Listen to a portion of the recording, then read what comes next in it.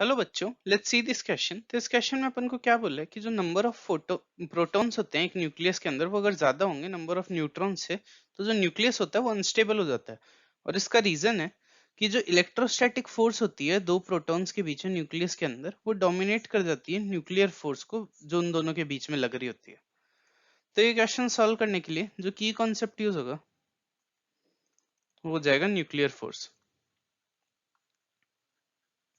तो जो अपन को असर्शन गिवन है कि अगर एक न्यूक्लियस के अंदर नंबर ऑफ प्रोटॉन ज्यादा होंगे नंबर ऑफ न्यूट्रॉन से, तो न्यूक्लियस अनस्टेबल होता है। ये करेक्ट है, क्योंकि जो न्यूट्रॉन्स है वो जो न्यूक्लियस होता है उसको स्टेबलाइज करने के लिए होते हैं। तो और अगर वो कम हो गए और प्रोटॉन ज्यादा हो गए तो इन दोनों के बीच में जो रिपल्शन होता है वो डोमिनेट कर देगा न्यूक्लियर फोर्स को, क्योंकि ये दोनों बहुत क्लोज होते हैं। एक एटम का रेडियस कितना ही होता है, तो उसके अंदर दो प्रोटॉन्स बहुत क्लोज होते हैं, तो उसकी वजह से इन दोनों के बीच में जो रिपल्शन होता है वो भी बहुत ज्यादा होता है।